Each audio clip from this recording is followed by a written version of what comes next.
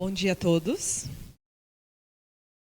Depois dessa oração maravilhosa, que os nossos corações ficaram quentinhos, apaziguados, que nós possamos agradecer a Deus pela oportunidade de estarmos aqui nesta manhã, para aprendermos um pouco mais sobre o Evangelho de Jesus, sobre aquele Evangelho que norteia as nossas vidas, e que nós podemos o quê? Podemos não, devemos. Pode apagar a luz. Ela falou que no final ela dá os recadinhos, tá? Não vão embora. O evangelho que norteia as nossas vidas. E esse evangelho que vai nos ajudar o quê? Que vai ajudar a nortear as nossas vidas e nos auxiliará para que nós possamos nortear a vida dos nossos pequenos também. Né? Porque se nós estamos aqui, neste domingo de manhã, na evangelização, é que nós buscamos um norte para que possamos orientar os nossos filhos, esses seres, esses espíritos que estão sob a nossa tutela nesta encarnação. E Jesus, o que ele disse? Nessa passagem do Evangelho que Kardec traz no capítulo 17 do Evangelho segundo o Espiritismo. Sede perfeitos. Perfeitos. Meu Pai amado, que será que Jesus quis dizer? O que será que essa perfeição? Onde será que ele quis que nós chegássemos quando ele disse para nós aí, né? Nesse verbo imperativo, sede perfeitos. Vamos lá. Amai os vossos inimigos. O que nós estudamos nas duas últimas vezes que eu estive aqui? Amor ao próximo e amor aos inimigos, né? Então, Jesus, vamos lá. Amai os inimigos. Fazei o bem aos que vos odeiam e orai por aquele que vos persegue e vos caluniam. Porque se amai apenas o que vos amam, que recompensa vós tereis? Não fazem também os publicanos? E se vós saudardes somente os vossos irmãos, o que fazei a mais? Não fazem também os gentios? Portanto, sede vós outros perfeito como é vosso Pai Celestial. Então, quer dizer que característica de perfeição é amar os inimigos. É ser gente boa com quem é uma mala, sem alça. Que facinho que é ser bom com quem é bom. O complicado mesmo é ser bom com quem menos merece. Mas, meu Pai, para eu ser perfeito, eu terei que o quê? Que possuir essas características. É possível que eu seja tão perfeito? É possível que eu seja tão perfeito quanto Deus? Se nós ainda somos o quê? Nós somos a criação desse Deus, né? É possível ser perfeito como Deus? O que vocês acham? Não. Perfeito é só Deus que é nosso Pai. Mas então por que Jesus disse assim para nós? Sede perfeitos como vosso Pai Celestial é. Porque Jesus precisava falar de uma maneira enfática. Em várias partes do seu evangelho ele usa uma figura de linguagem que a gente chama de hipérbole, que é o exagero. Aquilo que os nossos adolescentes, né, estão acostumados a falar, hoje eu estou horrível. E de horrível não tem nada. Jesus precisava falar desse jeito. Então, quando ele diz que era para que nós sejamos, que nós fôssemos perfeitos, ele quis dizer da perfectibilidade que nós possuímos. Ou seja, que é a nossa característica de aperfeiçoamento, porque perfeição absoluta é só Deus, e a criatura que somos nós não tem como se igualar ao Criador. Então a nossa perfeição, ela será uma perfeição ativa, mas Jesus precisava falar enfaticamente, com essa hipérbole, ou seja, esse aumento, essa coisa desse exagero, sabe? Para que nós, se nós tivemos, né, provavelmente a gente tacou pedra na cruz e não foi um... A gente poderia ter ou ser uma dessas pessoas que ainda não entenderam essa como ele disse, essa perfeição, né? Então, perfeição absoluta só Deus, e homens que somos nós, né, que é a raça humana, temos a perfectibilidade, a qualidade do que é perfectível, a possibilidade de se aperfeiçoar, a perfectibilidade moral do homem. Então, nós temos o quê? Nós temos a possibilidade de melhorarmos. E se nós formos buscar, né? Então, qual é essa perfeição possível? É nosso modelo e guia. E Jesus não é Deus. Então, se Jesus não é Deus, ele é um espírito, e eu posso ser como ele um dia? Não só posso, como nós vamos ser perfeitos como ele. Então, a perfectibilidade que nós buscamos, o nosso modelo e guia, um dia nós vamos olhar para o espelho, esse espelho da nossa alma, e nós veremos dentro de nós verdadeiros Cristos. Vai demorar? Talvez bilhões de anos, talvez milhões de anos, a gente não sabe. Mas é o que nós estamos destinados a ser. E essa perfeição que nós podemos chegar é essa de Jesus, que é o nosso modelo e guia. Quando nós estudamos o que significa perfeição, quando o evangelho foi traduzido do grego e foi colocado para a gente esse sede perfeitos, o que é essa perfeição? Esse perfeito vem da tradução no evangelho da palavra teleios, que vem do grego que significa cumprir um propósito. Então, o que Jesus veio aqui? Amai os vossos inimigos, fazei a caridade, seja bom com quem não é tão bom, cumprimente as pessoas que são difíceis. Ele está dizendo para a gente que cumpra o propósito que você veio ter nesta terra, que é de se melhorar a cada dia. Qual é o meu propósito de vida? Né? A gente fica pensando assim, qual que é o sentido da minha vida? Primordialmente, é que nós saiamos dessa encarnação um pouquinho melhor do que a gente entrou. Porque a gente pode sair o quê? No mesmo patamar. Então, que a gente cumpra essa finalidade. Que sejamos o quê? Que sejamos perfeitos dentro da possibilidade que nós podemos de ter dessa perfeição. Não é um estado de ausência de falhas. Tem como, meus queridos, a gente não falhar nesse planeta, no estágio que nós estamos?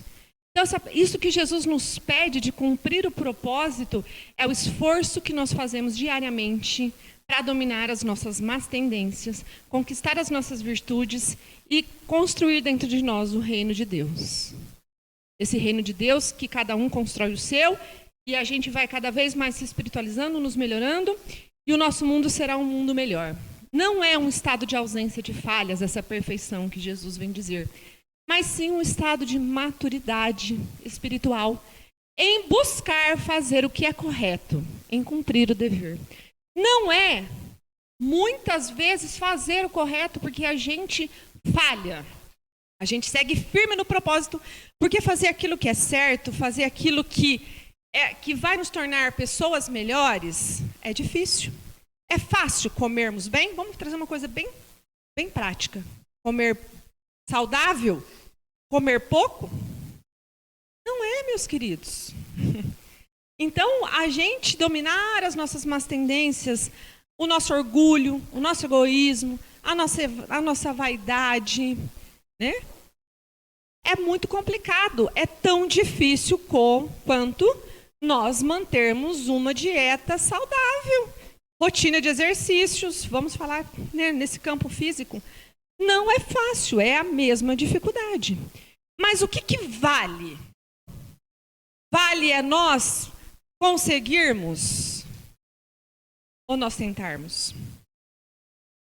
Nós tentarmos, porque está nesse capítulo do Evangelho. Reconhece-se o verdadeiro espírita pelo quê? Pela perfeição que ele já tem? Não. Pelo esforço que ele depreende todos os dias para dominar as suas más tendências. Então é isso que Jesus quis nos dizer quando ele nos diz: sede perfeitos. Vá lá, desce, né, figurativamente falando, e cumpre o que você tem para cumprir da melhor maneira possível. Será uma luta diária, talvez uma luta a toda hora, a todo momento, mas que nós temos o quê?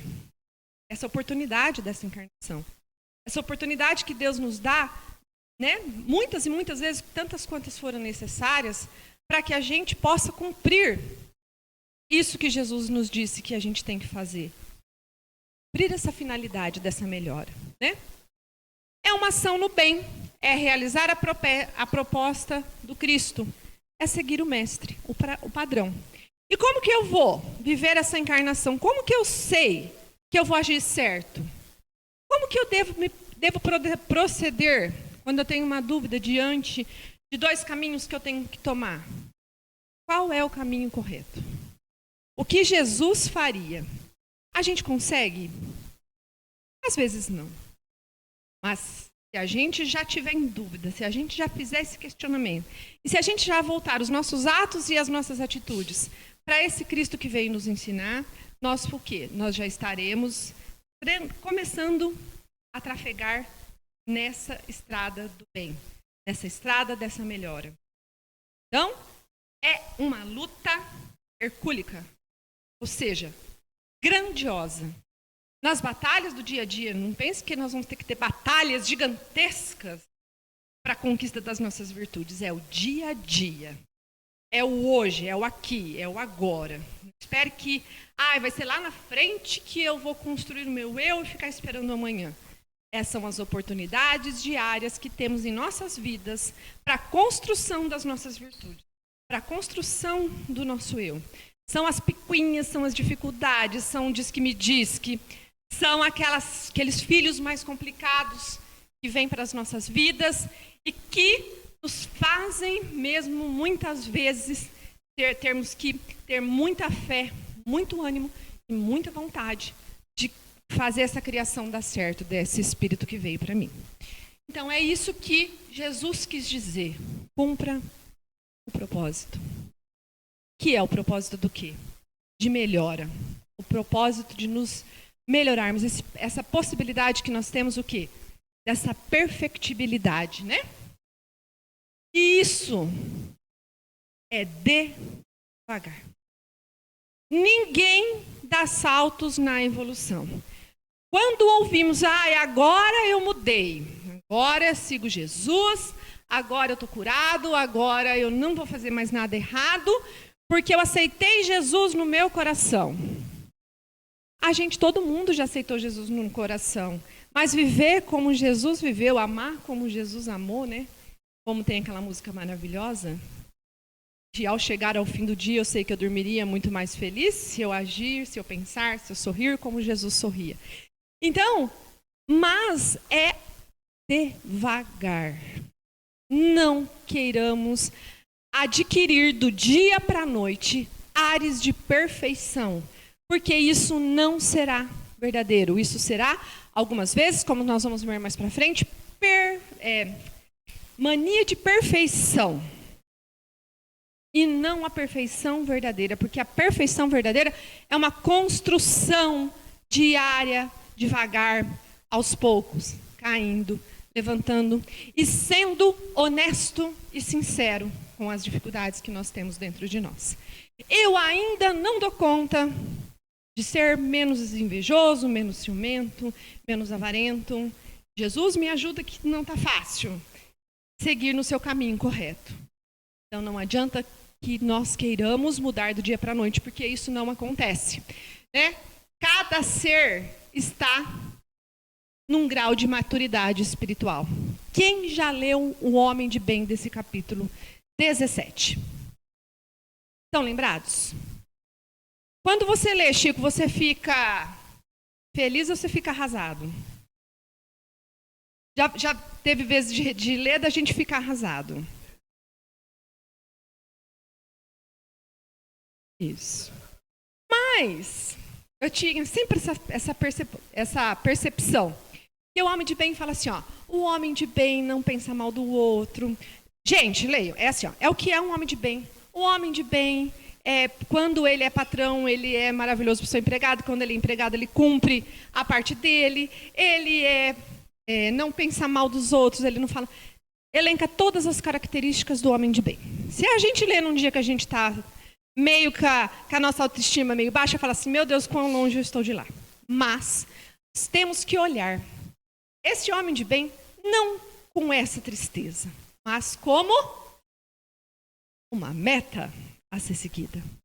Porque esse homem de bem, que aqui ó, vocês podem ver que até tem um livro com esse nome, Kardec, Irmã Dulce, Bezerra de Menezes, Gandhi, Madre Teresa de Calcutá, todas essas pessoas também galgaram devagar na sua caminhada de melhora. Se eles já estão com a sua jornada um pouquinho mais para frente, ou muito mais para frente, às vezes, da nossa, é porque um dia eles já foram o quê, gente? Eles também já foram um espírito de pequena evolução. Os homens de bem de hoje, aquelas pessoas que já estão com o seu eu, com todas essas conquistas das virtudes dentro de si, um dia também ele foi como nós. E nós não temos que ficar deprimidos com isso. Nós temos que o quê? Olhar, sermos verdadeiros, que a gente não está naquele patamar ainda, mas eu quero. Eu tenho o propósito de me melhorar. Porque aos poucos, é devagar, ninguém dá saltos. E nós temos o quê? A bênção do tempo. A cada passo podemos começar ou recomeçar a nos aperfeiçoar. Ah, mas quando que eu vou começar? Ah, mas quando que... Agora. Não podemos deixar para depois. Porque é muito caro, é muito maravilhoso. É muita gratidão que nós temos que ter pela oportunidade de estarmos aqui nesta encarnação. É agradecer todos os dias a oportunidade que Deus nos deu. Nós estarmos aqui e de nós sermos seres perfectíveis e termos a possibilidade de ter a doutrina espírita em nossas vidas que nos norteia para que nós possamos nos tornar pessoas melhores. É olhar para esse homem de bem, depois vocês peguem em casa esse capítulo 17, leia o homem de bem, e às vezes dá uma tristezinha porque a gente está longe daquilo, mas nós temos que olhar como um modelo, como algo que é a meta para a minha vida. Eu vou cair, vai ser difícil. Eu tenho meus vícios morais e meus vícios físicos, né? Todos nós temos, mas que nós precisamos ter essa boa vontade que é do verdadeiro espírita, de se melhorar, de se tornar uma pessoa melhor, né? Todavia, olha que Emmanuel vem nos dizer nesse nascer e nesse renascer, nesse propósito que nós estamos aqui. Todavia, a maneira do verme, contemplando a estrela longínqua, pensa num verme e pense numa estrela que não sei a quantos anos-luz está do verme aqui da Terra. Nessa analogia que ele faz do verme da estrela, né? Todavia, a maneira do verme contemplando a estrela longínqua, sabemos quão imensa é a distância que nos separa da meta. Há de sermos o quê? Perfeitos como o Pai Celestial. Ou seja, de cumprir a nossa meta, de sermos um espírito evoluído. Sabemos que a distância que nós temos de ser um Jesus da vida é tão longe quanto a distância física de um verme da Terra para a estrela longínqua. Sabemos? Mas esforcemo-nos por fazer o melhor ao nosso alcance, desde agora, e a perfeição ser-nos a um dia preciosa fonte de bênçãos, descortinando-nos o porvir. Não tem como eu saltar dessa plantinha, não tem como eu não passar pelo processo do plantio, da rega, do crescimento. E detalhe, tem que plantar na hora certa, porque eu vi que soja, né? Tem que plantar de 15 de setembro a 15 de outubro, senão não dá. Hoje no Globo Rural. Então, meus queridos, se a gente não plantar na hora certa, nós não vamos ter a colheita na hora certa, não vai nascer. Não adianta querermos dar ares de perfeição para algo que ainda não está completo. E está tudo bem se ainda é uma sementinha. Mas cuida, rega, planta na hora certa, que nós colheremos. Tudo a seu tempo. Tem um tempo para tudo sobre a terra. E é esse tempo que nós temos que respeitar. E essa perfeição propagada pelo Cristo e o perfeccionismo, que muitas vezes nós confundimos com essa perfeição que Jesus veio nos dizer.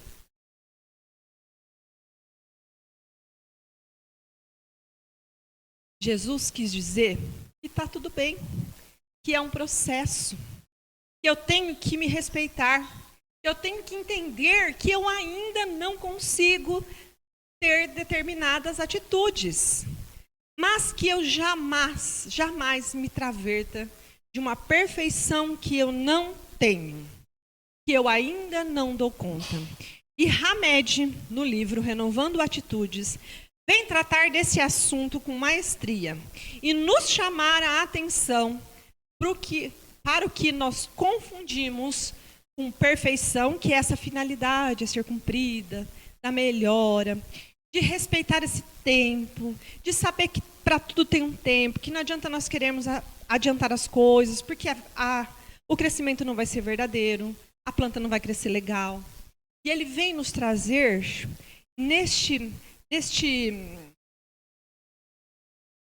exatamente isso. Olha que coisa mais maravilhosa. Sede perfeitos, como vosso Pai Celestial é perfeito, disse-nos Jesus.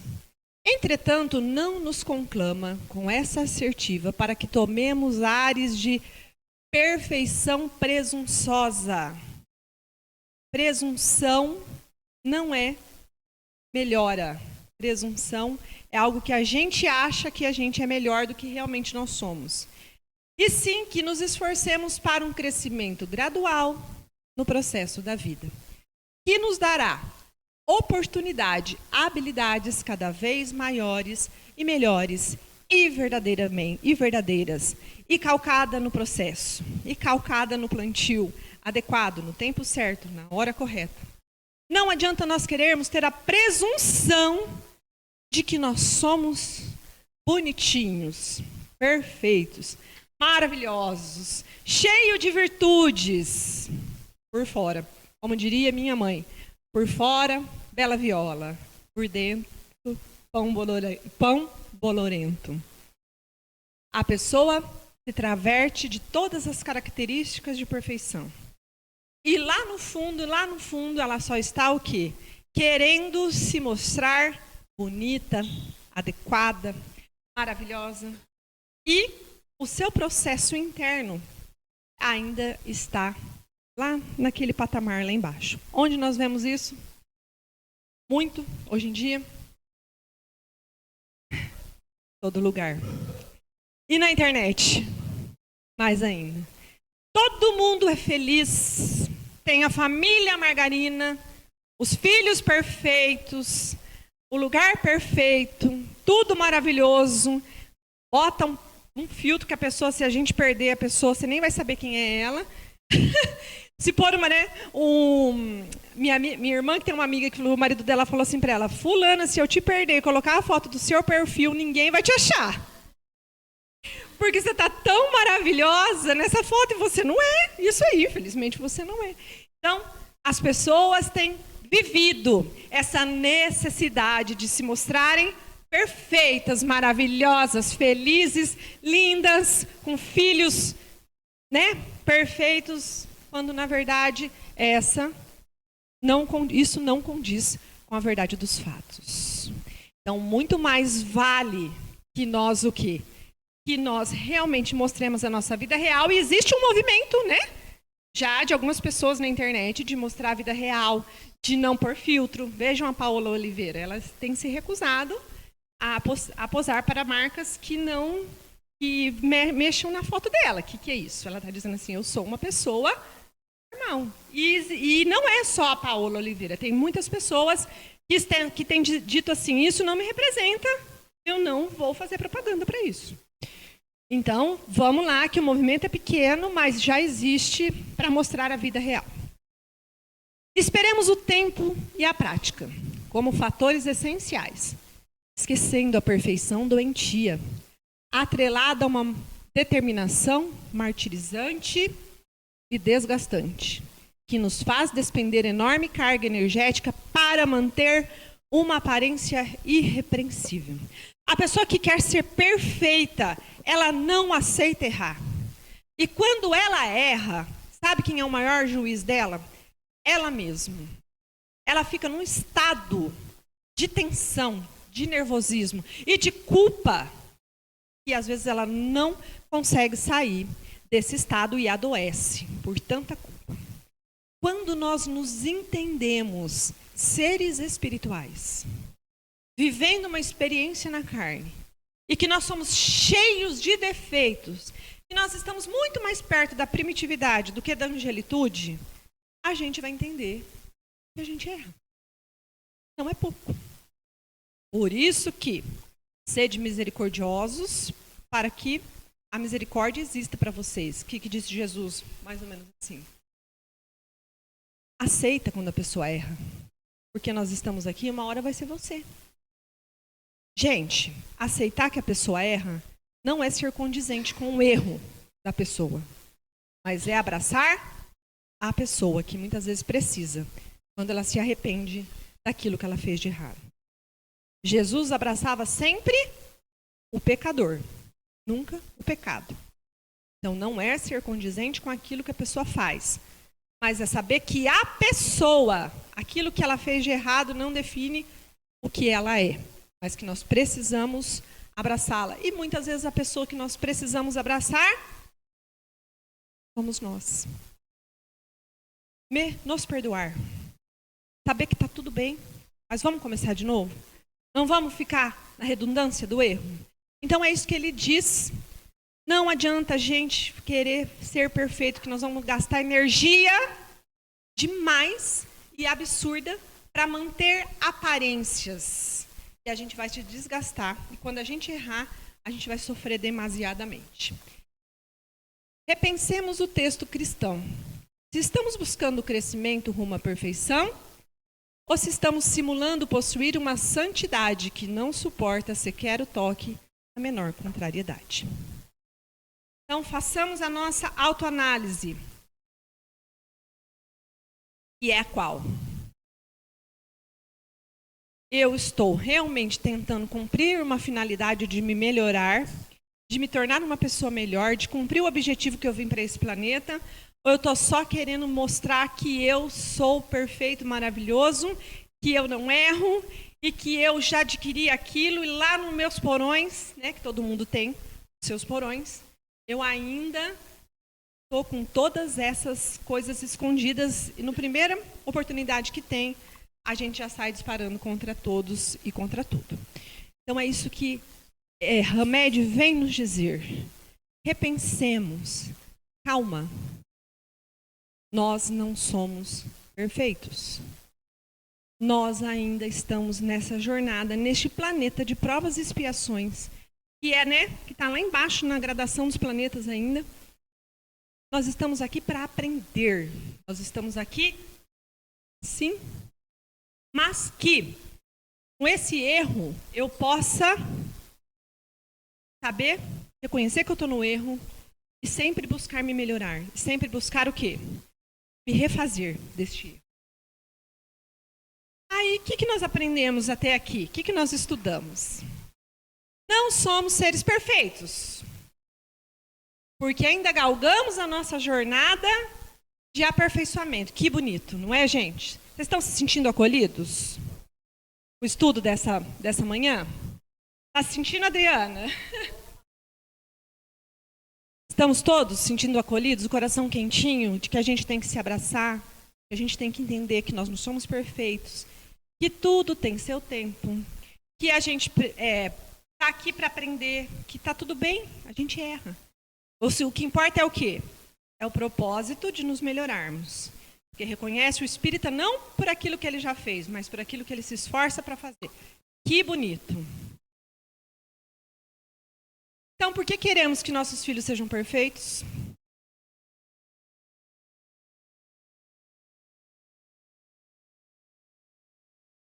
Por quê?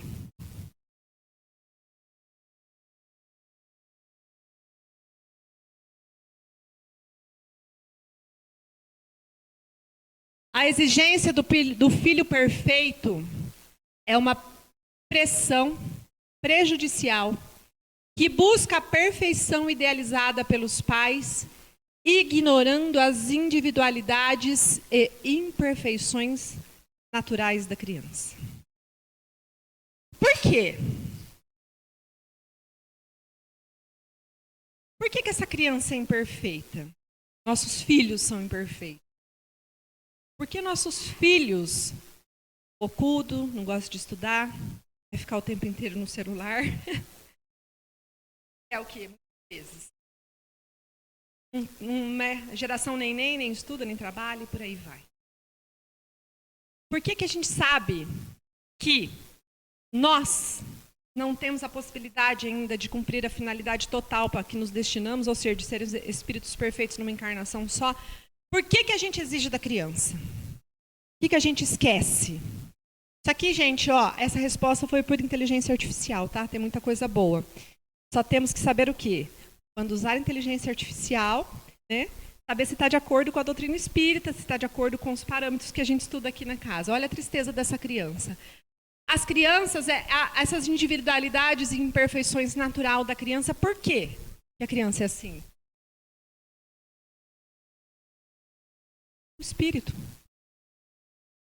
O meu filho é um espírito que já viveu muitas encarnações. Nós estamos hoje juntos aqui neste planetículo, mas nós somos companheiros de jornada. Eu tenho a minha história, ele tem a história dele nas suas encarnações. As nossas histórias talvez estejam se cruzando nessa vida, mas muito provavelmente elas já se cruzam há um certo tempo. A gente se divide nos papéis de pai, de mãe, de filho, de irmão, de marido, de esposa, e por aí vai sucessivamente. Como que eu vou exigir perfeição de uma criança se ela é um espírito igualzinho a mim? Um histórico do quê? De vidas passadas. Nós queremos que os nossos filhos sejam lindos, cheirosos, estudiosos, de preferência que façam esporte e que se destaque naquele esporte maravilhosamente bem. Que ele passe numa faculdade pública, de preferência em um curso dos tradicionais, né? Psicologia, fonoaudiologia, fisioterapia, engenharia, medicina.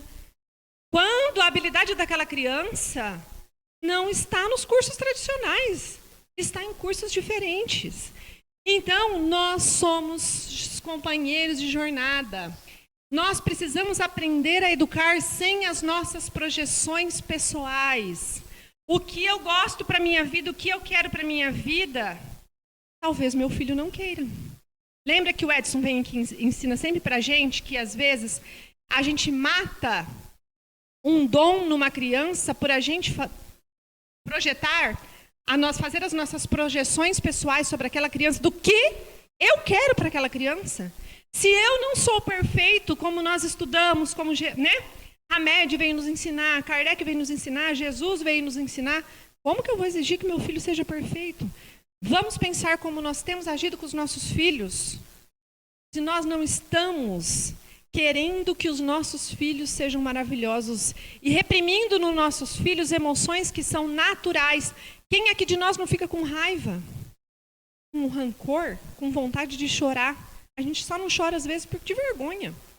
E por que o nosso filho não pode ter raiva, rancor, vontade de chorar, vontade de não ir, vontade de não fazer? Então, nós muito fazemos as nossas projeções pessoais sobre os nossos filhos. E esquecemos filhos. Nós precisamos respeitar as necessidades que o filho traz muitas vezes de outras existências. Pode ser dessa mesmo, né? Mas de outras existências. Nossos filhos são espíritos. Nós estamos aqui neste mundo como companheiros de jornada. Exigir perfeição dos nossos filhos é o mesmo que exigir a perfeição de nós mesmos. Mas como nós vivemos nossas vidas? Exigindo que nós sejamos perfeitos, maravilhosos, generosos, bem-sucedidos, gente boa, e a gente quer que os nossos filhos sejam assim.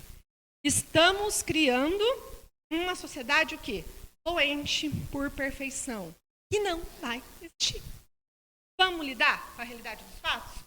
Nós que somos espíritas, que estudamos, sabemos, essa perfeição neste planeta não é possível. Por isso que as pessoas estão adoecendo. Porque o padrão está muito elevado. Ninguém está contente com o que tem, com aquilo que já é suficiente. Sempre quer mais, mais, mais, para nós e para os nossos filhos. Que nós saibamos ter mais gratidão do que já temos, daquilo que a gente já tem de maravilhoso em nossas vidas, né? Nós e nossos filhos estamos aqui para cumprir o propósito para o qual destinamos, que não significa ausência de falhas. Qual que é o propósito? O teleios, cumprir o propósito.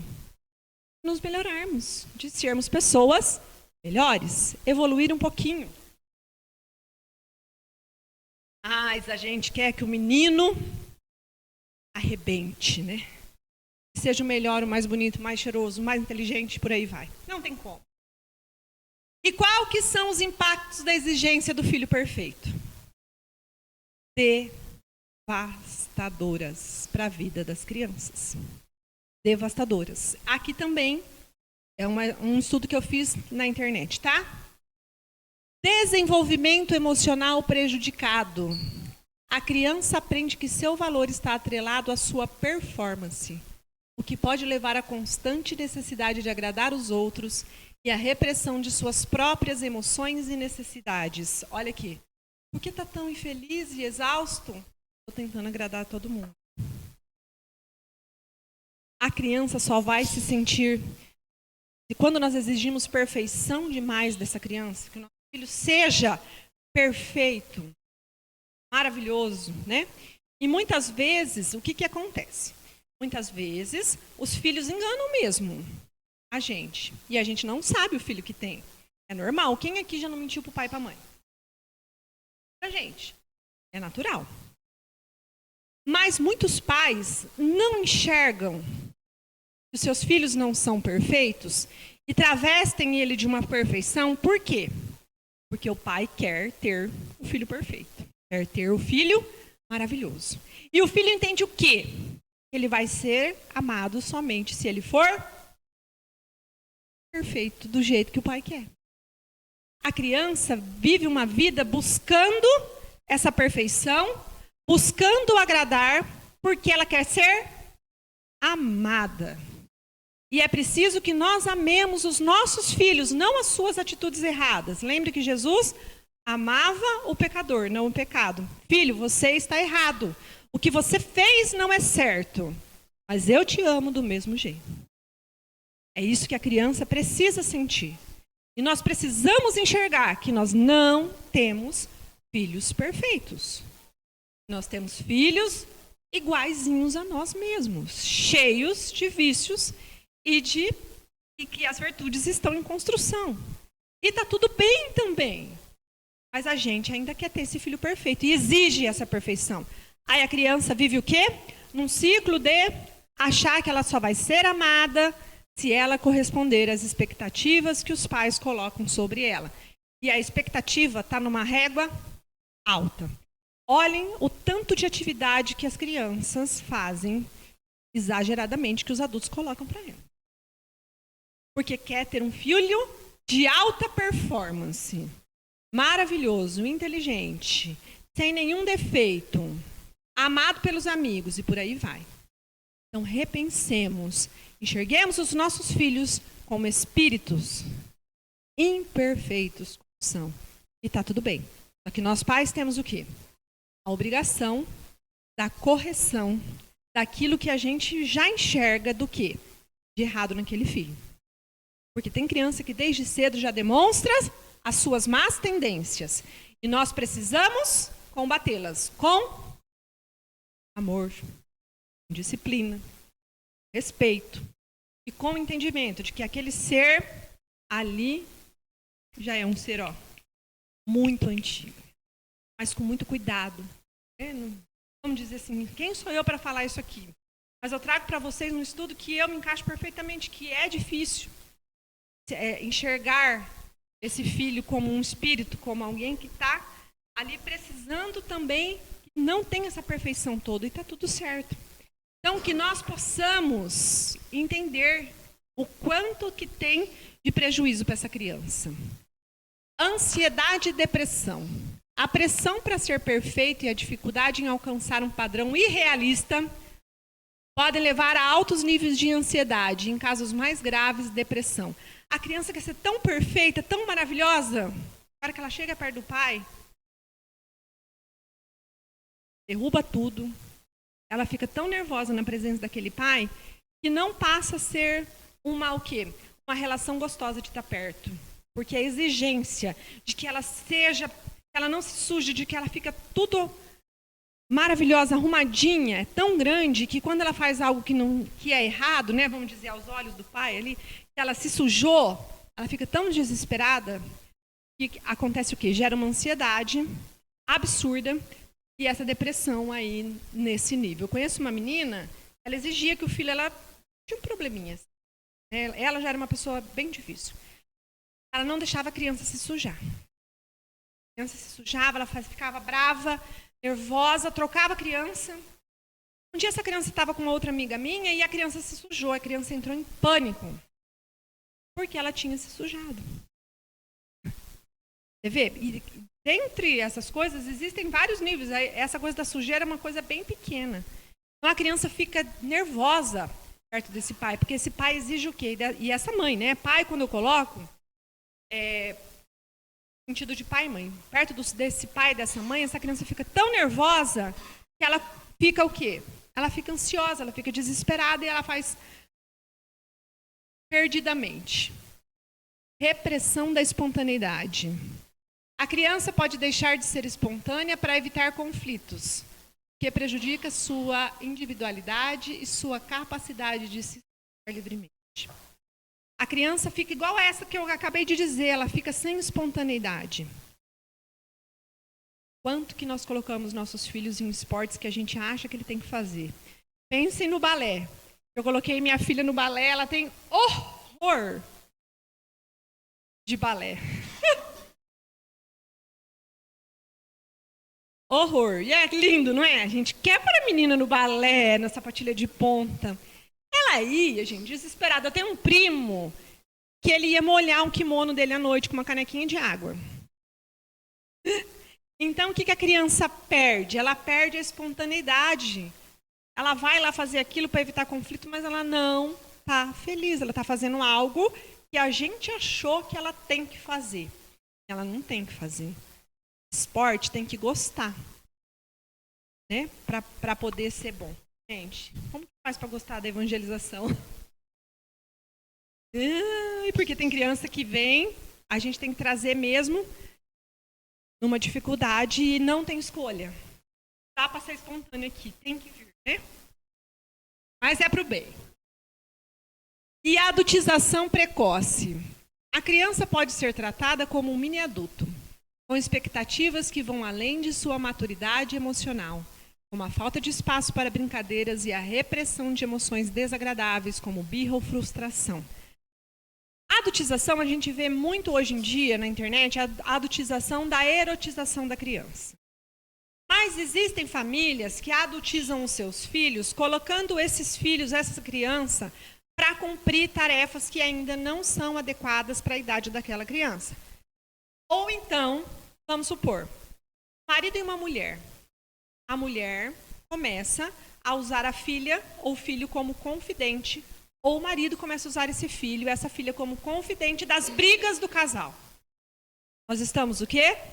Adultizando essa criança.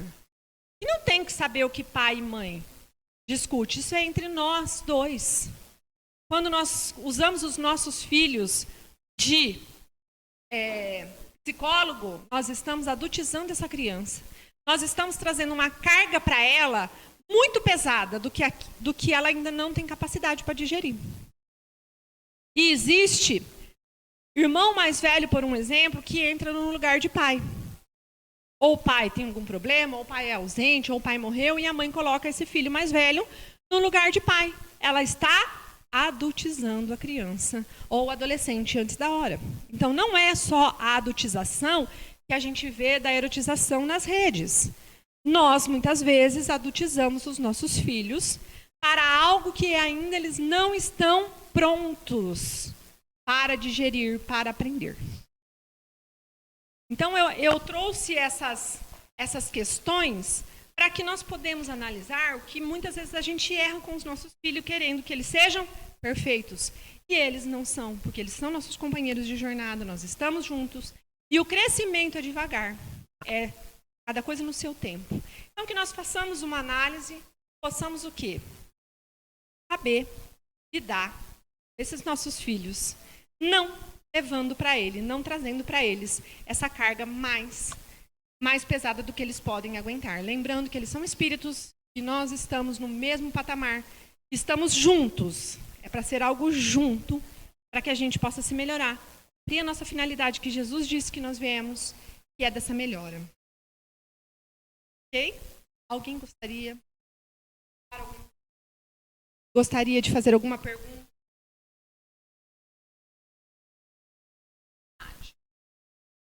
Ir com algo?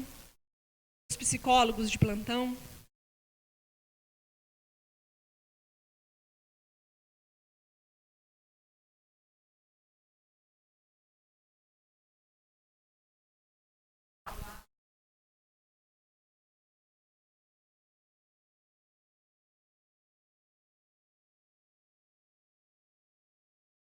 Gente, nós, a nossa geração, também não deve também se cobrar tanto. Petiça, sabe? Acho que ainda começa. Porque a gente está numa transição de gerações, né? Na época dos meus pais trabalhavam, era uma filosofia, né? E eu comecei a trabalhar aos 11, tudo, e era natural criança trabalhar na década de 70, né? Então, assim, é uma transição. Então, toda essa informação é muito atual, é muito deste século, né? Das últimas décadas. Então, a gente tem que acompanhar a evolução. E não se culpar, eu fiz isso. Eu tenho 56. Sim, fiz isso, eu já tenho meus 20. Então, assim, a gente tem que acompanhar sem se corrigir. Passar. E vão mudar. É a questão. Eu sou perfeita.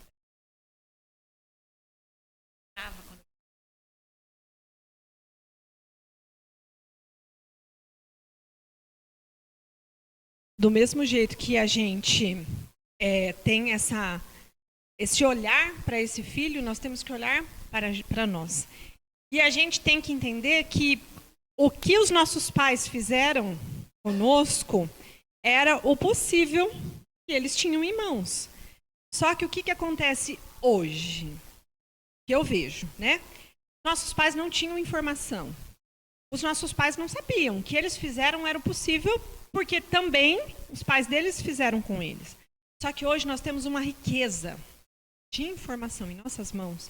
E coisas que não são tão boas, né, que nós temos que ter esse olhar, né, até que eu falei de usar a inteligência artificial, de usar o Instagram, de usar terapeutas que vêm nos dizer como a gente deve agir, tem muita informação. Então, nós temos que buscar essas informações para que a gente possa fazer diferente daquilo que os nossos pais fizeram com a gente, no que, de repente, eles erraram. Mas tem hora que a gente vai ter essa informação em mãos e a gente não vai conseguir aplicar, porque não dá ainda para mim. E está tudo bem, né? Mas que a gente tem essa obrigação desse estudo, Hoje dá para a gente estudar o bebê, estudar a infância inteira, estudar a adolescência, saber o que a gente vai esperar dessa. A par da doutrina espírita, que nos auxilia, que nos ajuda, só essa informação, de saber que que a gente é espírito, que a gente está numa jornada espiritual, que é tudo gradativo, que é tudo aos poucos, já tira um pouco essa obrigação da gente querer se melhorar do dia para a noite, saber que ainda estamos nesse começo desse processo. Muito obrigada. Uma ótima manhã para vocês.